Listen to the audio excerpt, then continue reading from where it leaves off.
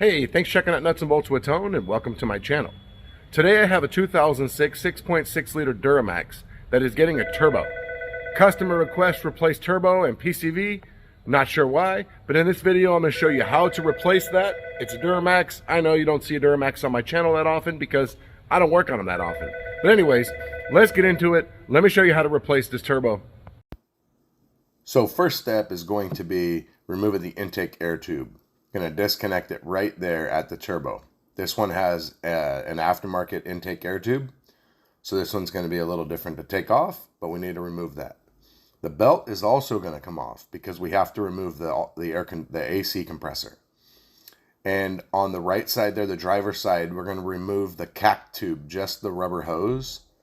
We don't have to remove the pipe, just the rubber hose. Next is going to be both wheel wells. So first step, you're going to disconnect the clamp at the top of the downpipe. Then you're going to lift it up. You're going to come over here and you're going to spray all of your bolts for the uppipe. Just spray as many as you can. Next, we're going to remove this downpipe.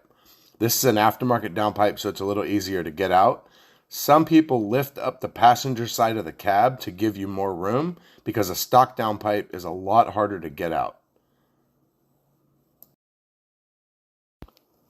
You're also going to have to remove the two nuts from the transmission dipstick. There's one that's on the side and then one that's closer to the top. Once you disconnect those, you can move the dipstick backwards. You could just loosen the nuts and lift the dipstick up. It's just a lot harder to get back onto the nuts. Next up, the drive belt. So the tensioner's on the passenger side. You're going to put a long ratchet or breaker bar on there. It's a 1/2 inch drive to release the tension. Now wherever you put it, just make sure you have enough swing to get the ratchet out. This is a 2-foot ratchet. So once you get that off, you're going to slip the belt off the compressor, hold it in place with a bungee cord because this belt's a pain to route and you don't want to have to reroute it. Then we're going to disconnect the two connectors. One's on the compressor, one's on the line. You have 4 15mm bolts for the compressor. Unbolt that, and we're going to rotate the compressor out of the way. We need to get the VGT position sensor out, the wiring out. It goes underneath those bulkhead connectors under the hose, plugs into that connector with the orange, and hooks on where those blue clips go. Now that's where the position sensor is right there. And the wire goes all throughout. It all depends on how it was to start, but you need to get that out. Now right there you can see I took just the rubber boot off. This has aftermarket CAC tubes. So I marked the position of the hose, and you got to take the snorkel off. Now you want to just take the PCV hose assembly out. There's a 10mm bolt on each side holding it in place with an O-ring on each side. Just take them out, get it out of the way. I left it in, not sure why. Then we got to get to the uppipe bolts.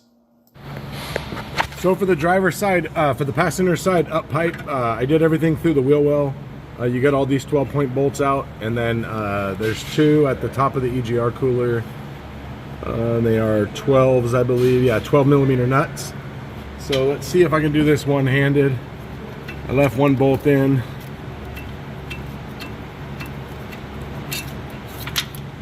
Let's see how this comes out. All right, comes out the passenger side. So you got the 2 nuts up here that sit on 2 studs, and you've got the 12-point bolts there, 12-point bolts there. So the next thing we got to do is we got to get that heat shield out of there. So the heat shield, I believe we can take it out this side. Probably pull it out the top, actually. Yeah, it'll come out the top. So it looks like this. This is up behind the up pipe at the top. And then you have 3 bolts. This one's down in front of the lower bolts for the up pipe. So we got this out. And now we can get to the...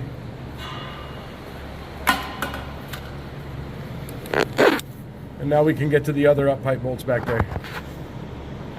You're actually able to get to it like this. It's probably not going to focus. Okay, so with a 3/8 socket and a 3/8 ratchet, it fits perfectly up underneath that up pipe. That's the bottom bolt. That bolt I got loose from down here, but the one on the other side I had to break loose from the top. So now that it's loose, now I'll be able to take them all out. But this one was easier from down here, even with this ratchet that's only maybe 18 inches long. It worked perfect because of where I was pushing up from down below, and I was able to get the perfect leverage. So driver's side up pipe, went ahead and unbolted that on the manifold and just pulled it up and pulled it back just so we can access the drain tube for the oil drain tube on the turbo. It was just easier to get it out of the way. So now I'm going to get the bolts out of the drain tube from down here, and we're going to drop it down, and we'll be unbolting the coolant lines, and the pedestal and the turbo will be coming out. So from top, we're going to go ahead and disconnect the coolant line here, and this line right here for the PCV, went ahead and just disconnected it. It's a 10 right here. That way I was able to pull this out of the way. I'm not going to touch this side because it's buried. I don't feel like messing with it. So from here, I'm going to go ahead and get this off, and we're going to get the pedestal bolts off, and I'll show you where those are when we get it out. So here's a view from the bottom. You got the oil drain tube right here. This is what goes on to the top of the rear timing cover. So you got the two 12mm nuts here, and you got to clear the studs. You got the 3 bolts. The bolt on the inside, I couldn't get a wobble on it. I actually had to put a ratchet down through from the back and break it loose, and then I was able to come through with a wobble with a quarter drive and get it out. You got a coolant hose right here that comes on the front side of the passenger side of the turbo, and then you have this coolant hose here. You need to disconnect those. This one tore. I'm going to be replacing both of these coolant hoses here. And then, yeah, turbo comes out. It's not fun to get out because of the coolant hose that comes up and over and has a banjo through it. So here's the engine valley right here. I've got the turbo drain, oil drain in the back blocked so no debris gets in the engine. You can see there's coolant all in the valley. I didn't drain the coolant first. Drain your coolant first. You won't have as much running all over the place. And then here's the oil supply tube. This one's kinked, so we're going to be replacing this one. You don't want to starve your turbo. So once you get your turbo off, we got to go ahead and take the drain tube off right here. So here's the drain tube. We got 2 bolts for that, and this is what the bottom looks like, where it goes down to the rear cover. So here's this. My turbo came with a new sensor. So all this is a position sensor for the variable geometry turbo. This is just like a Ford. So if you look over here, this looks just like a Ford, a 6-liter. It's the same turbo.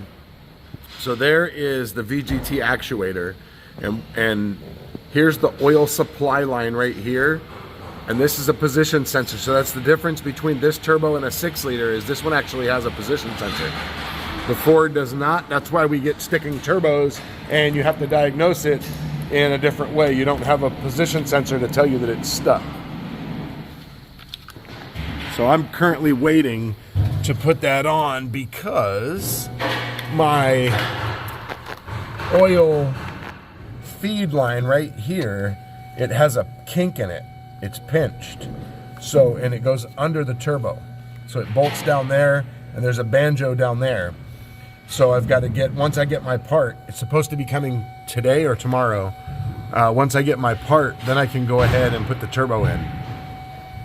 And you want to go ahead and get your engine valley all cleaned up. Make sure that you clean all your gasket surfaces for everything.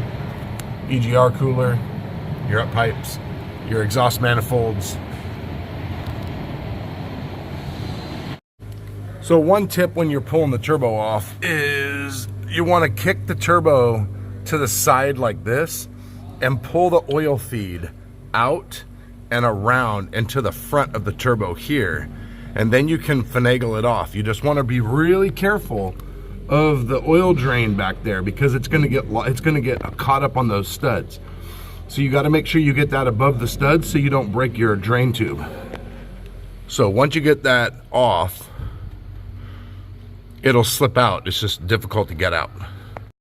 So now that we got the turbo in, you want to make sure that you have your oil feed in place So as you put it in, you've got to finagle the oil feed back in place. And then you're going to torque the 3 bolts to 80 foot-pounds. That's the torque for this, putting this turbo back in. And then from here, before you do anything else, you want to make sure that you connect your new coolant lines down here and get those in place with new clamps. So here's your original hoses off of the coolant pipes to the coolant lines on the turbo, passenger side, driver side. So if you've ever replaced one of these turbos, or if you've never replaced one of these turbos, I've actually replaced these coolant lines like 20 times. Problem is, this one's not available anywhere, and this is just a straight hose, but it's got a kink in it. So what you want to do is, and what we ended up doing was, we went to the Duramax store's website, and we found this replacement hose here. And also the oil feed that I replaced was not available anywhere else, so you want to replace this. And then here you just want to get a piece of bulk hose, and then whatever kind of clamps you're going to use to put these on. So before we do anything else, I'm going to go ahead and replace these coolant hoses now and get these on, and then we'll start doing up pipes, and I got to put that oil, connect the oil feed on top of the turbo. So once you get your coolant hoses on, I got the coolant hoses here. I went ahead and used fuel injection clamp. I don't like worm drive clamps. They have a flat spot in them, and I don't want these to leak because they're not fun to do later.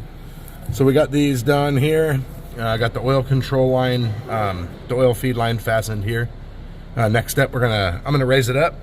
Don't forget to put your gasket here on the EGR cooler. And this side's a little easier because we can set it up there on the EGR cooler and we can get the bolts and gaskets started. This side's a little more difficult because there's nothing to hold it and support it. And you're reaching through all the power steering lines, which on this is covered in oil because the Hydro Boost was leaking. So very end of the job, I was tightening the clamp for the down pipe at the bottom. And as soon as I was tightening it, the threads pulled out of the nut. And it came out kind of cool. It actually looks like a helicoil. I have never actually seen anything like this on a nut. It's pretty cool.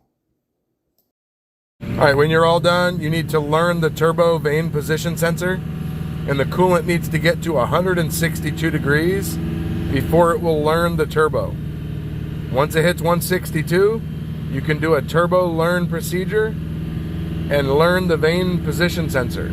Otherwise, you will have very little boost until you learn this sensor.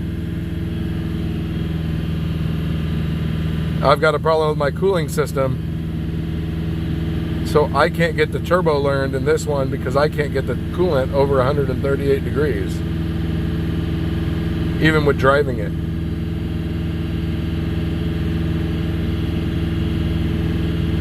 Now when you're disconnecting the bolts that connect the up pipes to the exhaust manifolds and to the back of the turbo, you have to remember these are 12-point bolts and they're not very deep. So if you don't have your socket all the way on there, and make sure that you're not getting, like if your socket needs to be here and it kicks like this, you will partially round the bolt. And then if you round it, you're going to be really screwed because they are really tight. And if your socket can't lock on there, you're not going to get them off. So make sure that you have that 100% square. So that's why I disconnect, that's why I broke loose all the bolts from through the wheel well on the passenger side, because when you go from up top, it puts your ratchet at such a bad angle that your socket starts to do this. So you got to make sure that does not happen, or you will not have success getting these bolts out. They are really tight. So now my coolant's at 163, but the problem that you face with diesels when you're trying to do stuff like this is the minute you let off the throttle, it'll start to cool down. So you want to make sure that you have a few degrees over where you need to be. So now my coolant hit 165. So now we're going to go to functional test. Output controls.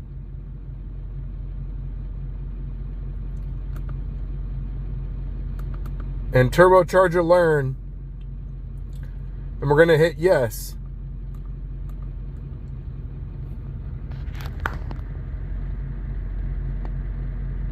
and it should start to do the relearn. Thanks for watching the video. I hope you enjoyed it. Hit the like button, hit the subscribe button, and hit the bell to get notified of all my future content, which you definitely don't want to miss. Pretty sure after watching this video, you will feel confident replacing this turbo in your 6.6 liter Duramax. Thanks for watching. See you next time.